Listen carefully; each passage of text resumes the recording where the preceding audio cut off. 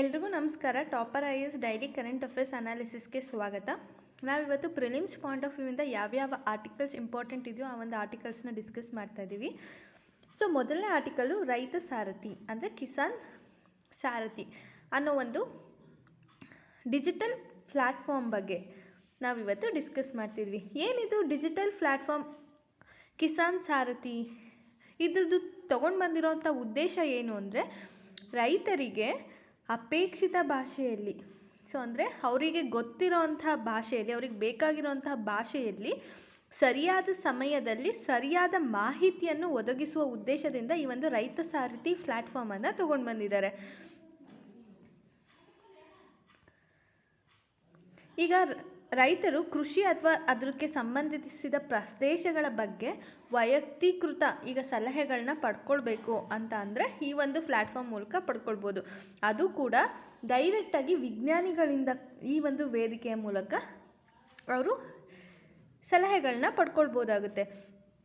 ಈಗ ಯಾವುದೇ ಒಂದು ಸ್ಥಳ ಇರ್ಬೋದು, ಆ ಒಂದು ಸ್ಥಳದ ನಿರ್ದಿಷ್ಟ ಮಾಹಿತಿ ಇರ್ಬೋದು, ಅದು ರಿಲೇಟೆಡ್ ಆಗಿ ಇಲ್ಲ ಕೃಷಿ ವಿಸ್ತರಣೆ, ಶಿಕ್ಷಣ ಅಥವಾ ಸಂಶೋಧನಾ ಚಟುವಟಿಕೆಗಳಲ್ಲೂ ಕೂಡ ಇದು ಹೆಲ್ಪ್ ಮಾಡುತ್ತೆ.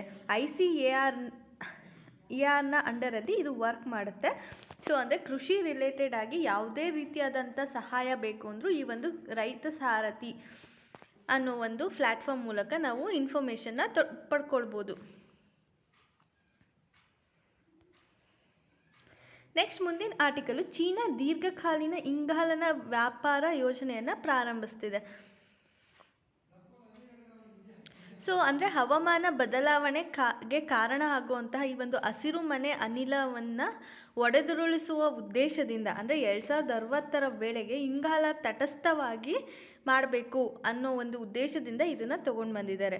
ಸೊ ಇದಕ್ಕೋಸ್ಕರ ದೀರ್ಘಕಾಲೀನ ಹೊರಸೂಸುವಿಕೆ ವ್ಯಾಪಾರ ವ್ಯವಸ್ಥೆಯನ್ನು ಚೀನಾ ಸ್ಥಾಪನೆ ಮಾಡ್ತಿದೆ. ಅಂದರೆ long awaited emission trading system.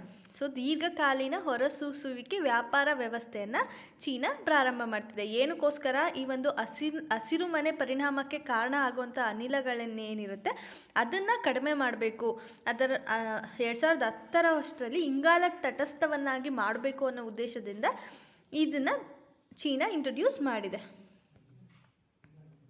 ನವೆಂಬರ್ನಲ್ಲಿ ನಡೆಯುವಂಥ ವಿಶ್ವಸಂಸ್ಥೆಯ ನಿರ್ಣಾಯಕ ಶೃಂಗಸಭೆಯನ್ನು ಮುಂದಾಳತ್ವವನ್ನು ಚೀನಾ ವಹಿಸ್ತಿದೆ. ಸೊ ಅಲ್ಲಿ ಈ ಒಂದು ಹವಾಮಾನ ಬಿಕ್ಕಟ್ಟಿನ ಬಗ್ಗೆ ಜನಜಾಗೃತಿ ಮೂಡಿಸಬೇಕು, ಜಾಗತಿಕ ನಾಯಕತ್ವದ ಪಾತ್ರ ವಹಿಸ್ತಿರೋದ್ರಿಂದ ವಿಶ್ವದ ಅತಿ ದೊಡ್ಡ ಇಂಗಾಲ ಉತ್ಸರ್ಜಕ ಚೀನಾ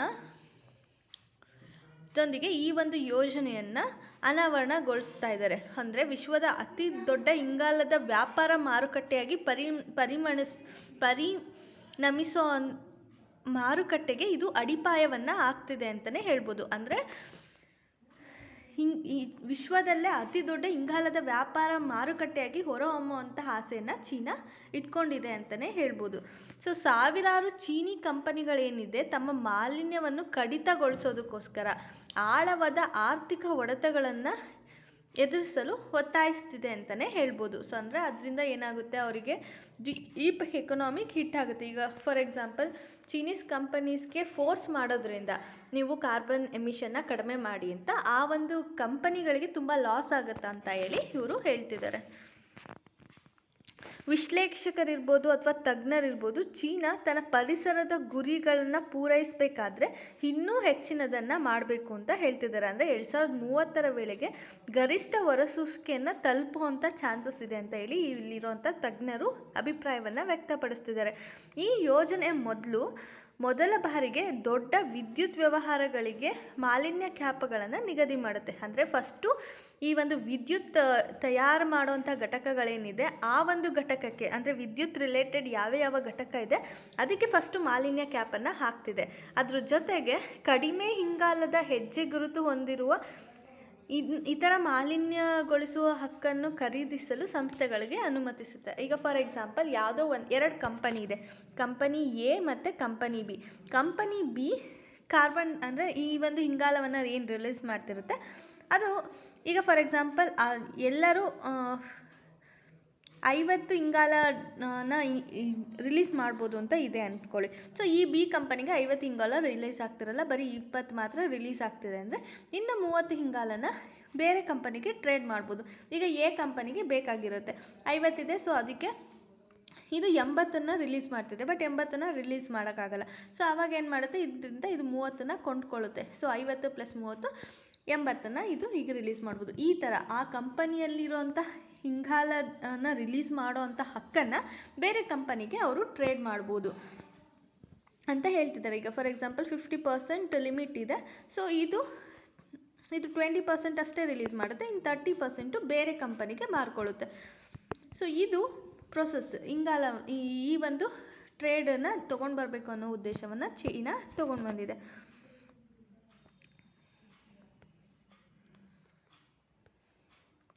ಸೊ ಮುಂದಿನ ಆರ್ಟಿಕಲ್ಲು ನೀರಿನೊಳಗಿನ ಡೊಮೇನ್ ಬಗ್ಗೆ ಜಾಗರೂಕರಾಗಿರಬೇಕು. ನೌಕಾ ಕಾರ್ಯಾಚರಣೆಗಳಿಗೆ ಸಂಬಂಧಿಸಿದಂತೆ ನೀರೊಳಗಿನ ಡೊಮೇನ್ ಜಾಗೃತಿ ದೇಶದ ಅತ್ಯಂತ ನಿರ್ಣಾಯಕ ಕ್ಷೇತ್ರಗಳಲ್ಲಿ ಒಂದಾಗಿದೆ ಅಂತ ಈ ಒಂದು ನೌಕಾ ಸಿಬ್ಬಂದಿ ಮುಖ್ಯಸ್ಥರೇನಿದ್ದಾರೆ ಅಡ್ಮಿರಲ್ ಅವರು ಹೇಳ್ತಿದ್ದಾರೆ.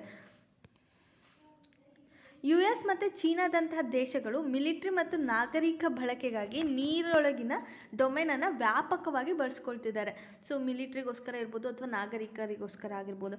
ಆದರೆ ಮಾಹಿತಿ ರಹಿತ ತಂತ್ರಜ್ಞಾನಗಳು ಮತ್ತು ಪ್ಲ್ಯಾಟ್ಫಾರ್ಮ್ಗಳು ಈ ಒಂದು ಸಾಮರ್ಥ್ಯವನ್ನು ಬಳಸ್ಕೊಳ್ಳಲು ನೌಕಾಪಡೆ ಮಾನವರಹಿತ ರಸ್ತೆ ನಕ್ಷೆಗೆ ಅನುಮೋದನೆಯನ್ನು ಕೂಡ ನೀಡುತ್ತೆ. ಅಂದರೆ ಈ ಒಂದು ಅನ್ಮ್ಯಾನ್ಡ್ ಟೆಕ್ನಾಲಜಿನ ಬಳಸ್ಕೊಳ್ಬೇಕು, ಈ ಒಂದು ಪ್ಲ್ಯಾಟ್ಫಾರ್ಮ್ನ ಯೂಸ್ ಮಾಡಬೇಕು ಅನ್ನೋದಕ್ಕೋಸ್ಕರ ಅನ್ಮ್ಯಾನ್ಡ್ ರೋಡ್ ಮ್ಯಾಪ್ಗೆ ಇವರು ಅಪ್ರೂವ್ ಕೊಟ್ಟಿದ್ದಾರೆ ಅಂತಲೇ ಹೇಳ್ಬೋದು. So that's all for today. ನಿಮಗೆ ಈ ಒಂದು ಆರ್ಟಿಕಲ್ಸ್ ಬಗ್ಗೆ ಏನೇ ಡೌಟ್ಸ್ ಇದ್ರೂ ಕಮೆಂಟ್ ಸೆಕ್ಷನಲ್ಲಿ ಕೇಳ್ಬೋದು. ನಿಮಗೆ ಈ ಒಂದು ವಿಡಿಯೋ ಇಷ್ಟ ಆಗಿದ್ರೆ ಲೈಕ್ ಮಾಡಿ, ಶೇರ್ ಮಾಡಿ, ಕಮೆಂಟ್ ಮಾಡಿ. ಹಾಗೂ ಈ ಒಂದು PDF ಬೇಕು ಅಂದರೆ ಟಾಪರ್ IAS ಆ್ಯಪಿಂದ ಡೌನ್ಲೋಡ್ ಮಾಡ್ಕೊಳ್ಳಿ. Thank you all.